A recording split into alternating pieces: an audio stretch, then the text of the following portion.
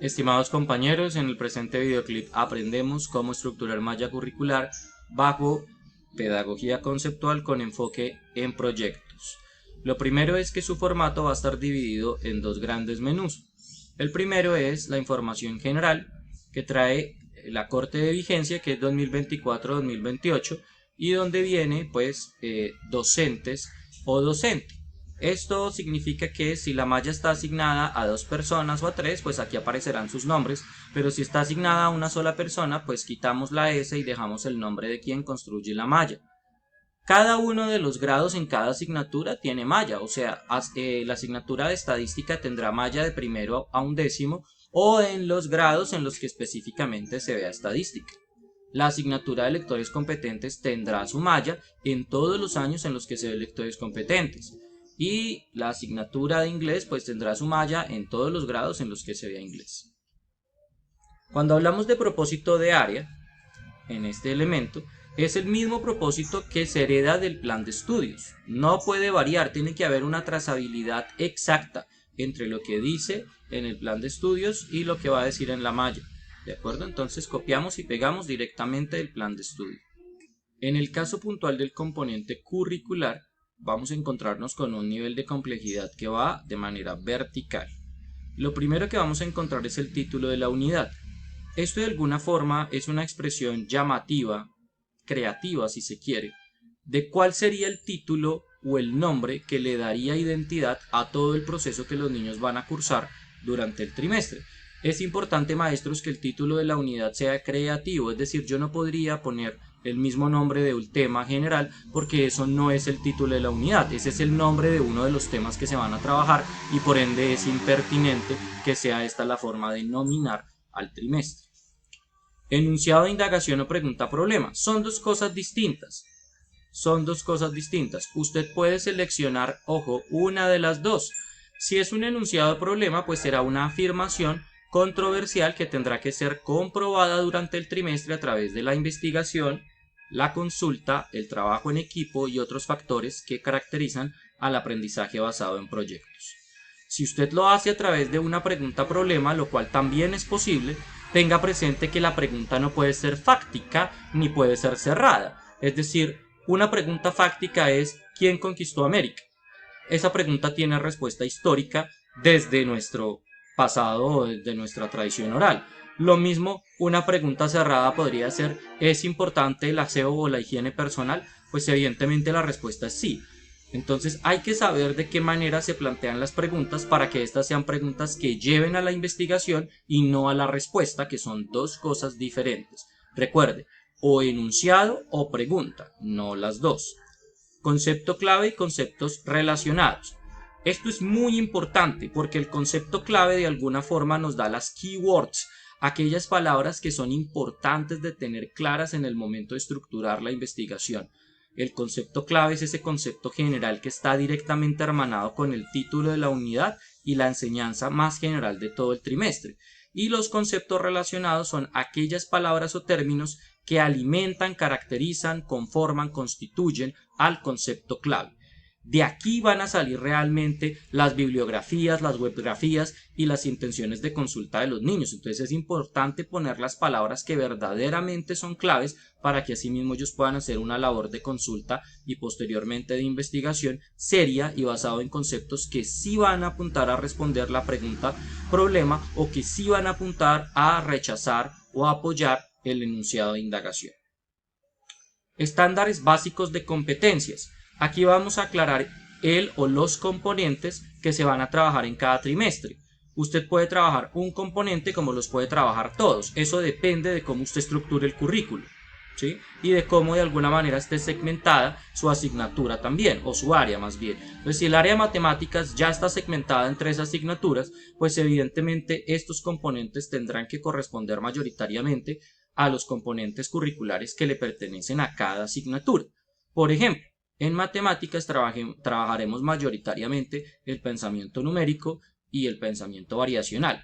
En estadística, el pensamiento aleatorio. Y en geometría, el pensamiento métrico y el geométrico.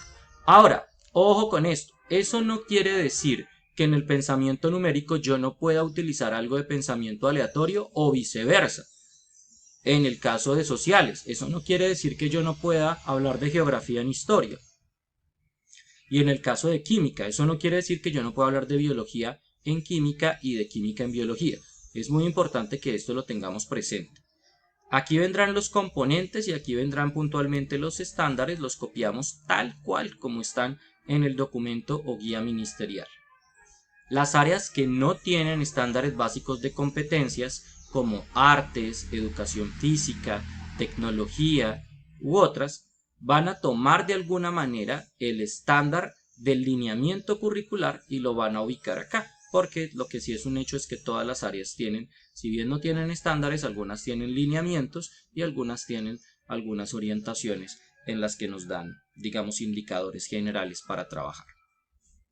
Proyecto, también dos partes. Donde dice interdisciplina es el área o las áreas o la asignatura o asignaturas con las que nos vamos a aliar para hacer el proyecto. ¿Esto qué quiere decir?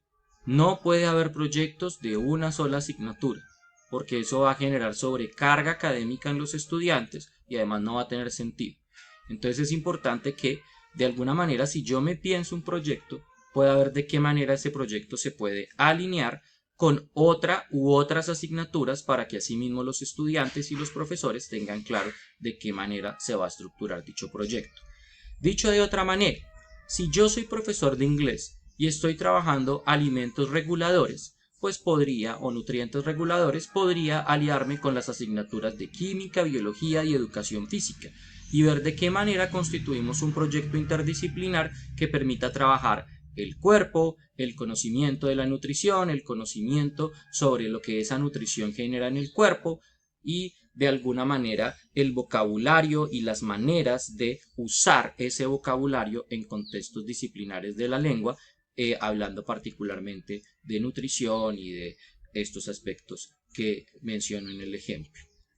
Y aquí, en este espacio, segundo espacio, pues lo que viene en sí es la parte del proyecto que le corresponde a usted, una muy breve descripción. Entonces, por ejemplo, en el caso de inglés se va a reforzar vocabulario, monólogo, ¿cierto? Y escritura para que el estudiante pueda utilizar vocabulario relacionado con la nutrición, con los alimentos reguladores y la manera en cómo este vocabulario se utiliza en contextos de la medicina o de la salud física.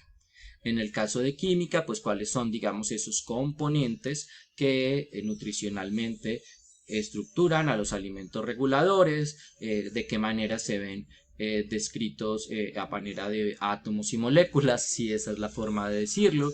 En el componente biológico, pues cómo el cuerpo genera absorción de esto y de qué manera se distribuye en nuestros sistemas. ¿Sí? Y en la parte del deporte, de qué manera este tipo de consumos de alimentos ayudan a qué partes del cuerpo y cómo esa ayuda se puede ver complementada con actividad física. Esto es un asunto muy de diálogo entre pares académicos porque, les repito, no pueden existir proyectos de una sola disciplina, porque si no, ciertamente no serían proyectos. En el propósito de sesión, ustedes ya han trabajado algunos ejemplos desde la planeación de periodo. La única, digamos, indicación particular es que aquellas asignaturas que tienen entre 1 y 2 horas semanales van a trabajar con solo un propósito de periodo, pero aquellas asignaturas que tienen entre 6 y 3 horas van a trabajar con 2 propósitos. Algunos preguntarán, ¿se puede 3? No, no se pueden 3. Digamos la verdad, vamos a trabajar máximo 2 propósitos de periodo, es lo que el tiempo en nuestro ambiente escolar nos permite, para que lo hagamos bien y completo y de pronto no estemos corriendo para alcanzar un tercer propósito durante el trimestre. Eso en cuanto a propósitos de periodo. Recuerden que estos son los que van directamente al boletín de los estudiantes. Es importantísimo que la redacción, la ortografía y sobre todo la coherencia entre uno y otro pues sea notoria. ¿Listo? Porque es, digamos, que uno de los elementos por los cuales más suele devolverse una malla curricular, y es porque el profesor no tiene muy claro hacia dónde va en ese trimestre. Indicadores de desempeño también ya lo han trabajado. Nuestro modelo pedagógico indica que para alcanzar cada propósito de periodo debemos trabajar, ¿cierto?, un propósito afectivo, pero también debemos trabajar un propósito cognitivo pero también debemos trabajar un propósito expresivo.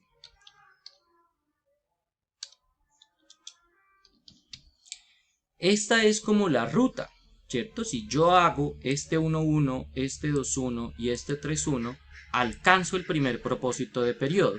Y si yo ejecuto este 1.2, este 2.2 y este 3.2, alcanzo el propósito número 2 de cada trimestre. Algunas áreas se preguntarán, profe, ¿podemos dejar únicamente un propósito de periodo en una asignatura que tenga 3 o más horas?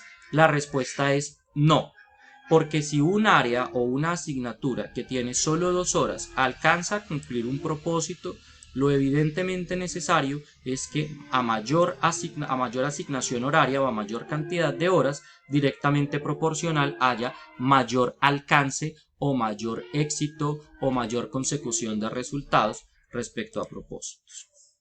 Las enseñanzas. No se queden con que las enseñanzas son puntualmente temas, ¿sí? Las enseñanzas son temas y habilidades que se deben desarrollar para alcanzar los indicadores de desempeño y con ellos los propósitos de periodo y así cumplir la ley respecto a estándares básicos de competencias.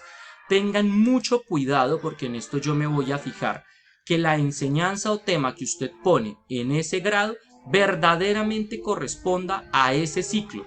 Para eso usted tiene que hacer segmentación curricular. Yo ya les mostré la forma más sencilla de hacer segmentación, entonces espero que eso lo apliquen al momento de construir o de determinar las enseñanzas. Si usted me entrega una malla que tenga aceleración curricular, se la voy a devolver. Y es posible que se la tenga que devolver a toda el área. ¿Qué significa aceleración curricular? Que yo estoy trabajando enseñanzas de ciclo 3 en el ciclo 2. Eso no debe ocurrir y no se va a aprobar ningún documento académico que tenga aceleración o detrimento curricular, que detrimento sería cuando estoy atrasado en los ciclos. ¿Listo? Deben fijarse muy bien en esa segmentación para que no haya dificultad. Lo mismo, no es que un tema no se pueda repetir entre periodos, asignaturas, etc. Ya alguna vez nos quedó claro que ciertamente lo que cambia es el propósito del tema. Ustedes hablaban en algún momento de los planetas. Entonces en segundo grado los niños identifican los planetas y los tipifican. De pronto en grado quinto ya los caracterizan a través de algunos movimientos físicos que hacen los planetas. Ya en grado sexto analizan la vida en los planetas y lanzan hipótesis acerca de si puede o no haber vida en otros planetas según las características que tienen. Entonces, a pesar de que el eje es planeta, la intención de la enseñanza del planeta no es la misma en segundo de primaria que en sexto. No es lo mismo en el caso de ciencias naturales física que en el caso de ciencias sociales geografía. Entonces hay que tener muy claro qué es lo que se va a enseñar a pesar de que el tema sea el mismo. Por eso se habla de enseñanzas y no de temas, porque esto depende mucho de qué es lo que realmente el niño necesita aprender a través del proceso de enseñanza. Finalmente, esto pareciera ser no tan importante, pero para mí es imperativo que usted aclare quién o quiénes elaboraron el documento y en qué fecha lo subieron al Drive para revisión, porque asimismo yo pondré aquí el nombre de quién revisa y en qué fecha lo hace, y cuando quede aprobado, de quién aprueba y en qué fecha lo hace. Consejo, maestros, por favor, un solo tipo de letra. Si usted copia y pega, verifique que lo que pegó quede con el mismo tipo de letra. Times New Roman, tamaño 11. Por favor, Times New Roman, tamaño 11. No altere el formato, es decir, no me haga esto, por favor, porque esto daña la estética del formato y el proceso de lectura se vuelve deficiente. Si usted comete algún error, presione Control Z y vuelva a empezar, pero no me altere el formato, porque si el formato está alterado en forma, también se lo voy a tener que regresar para que usted, que es el responsable de esa malla, lo corrija. Entonces, indicaciones generales a resumen, llenamos información general y curricular diciendo la verdad, aferrados a la ley, y en el aspecto formal con letra Times New Roman, tamaño 11, en color negro y sin alterar la forma del documento. Muchísimas gracias.